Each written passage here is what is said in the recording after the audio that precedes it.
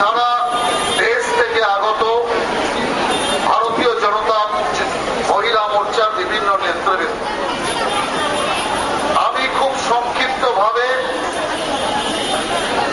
5 মিনিটের মধ্যে আমি আমার বক্তব্য রাখার চেষ্টা করব। তার কারণ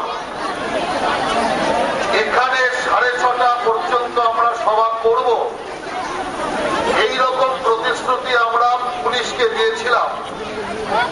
তার কারণের পরেই আরেকটা কার্যক্রম আছে অন্যদের।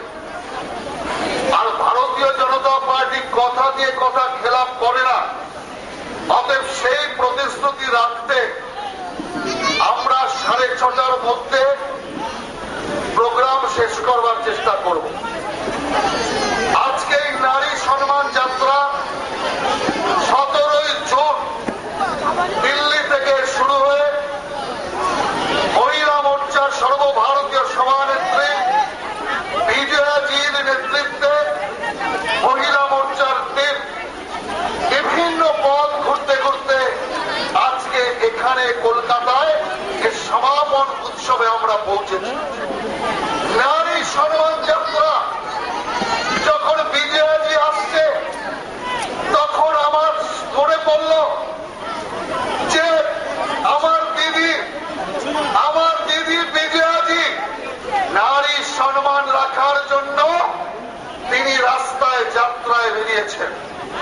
मेरा दीदी बीजेपी महिला का सम्मान को रक्षा के लिए अब सड़क पे उतरे और उनका दीदी महिला को लूट कराने के लिए, बलात्कार कराने के लिए अब प्रोत्साहन दे रहा है।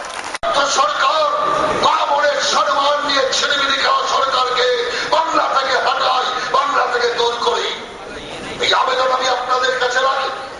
তার সাথে সাথে আমি একটি ঘোষণা করতে চাই, আগামী 26 তারিখ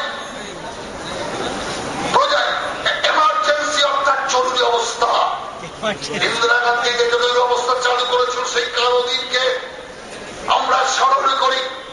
আগামী 26শে জুন জরুরি অবস্থার 40 বছর পূর্তি হচ্ছে। সেই 40 বছর পূর্তির উপলক্ষে ভারতীয় জনতা যুব মোর্চার পক্ষ থেকে কলেজ বিদ্যাসাগর মূর্তি থেকে রেড রোডের শ্যামাপ্রসাদ মুখার্জির মূর্তি পর্যন্ত এক শোভাযাত্রা বেরোবে, প্রতিবাদ যাত্রা বেরোবে, যে যাত্রার মাধ্যমে জরুরি অবস্থার কালো দিনের বিরুদ্ধে জিহাদ ঘোষণা হবে। 40 বছর বাদেও মানুষ বলছে জরুরি অবস্থার নয়, কালা দিন আর নয়, গণতন্ত্র নয়, আমরা গণতন্ত্রকে বাঁচাবো। সেই কারণে আমি আপনাদের আহ্বান জানাচ্ছি, ডক্টর শ্যামাপ্রসাদ মুখার্জির চিন্তাধারায় সারা ভারত আজ রাঙিয়ে গিয়েছে। শ্যামাপ্রসাদ মুখার্জি সারা ভারত আজ ছেয়ে গিয়েছে, শুধু বাংলা বাকি আছে। তাই মোদীজির ভারত সাফাই অভিযান তো শেষ হয়ে গেছে, এখন আমাদের বাংলা সাফাই অভিযান শুরু করতে হবে।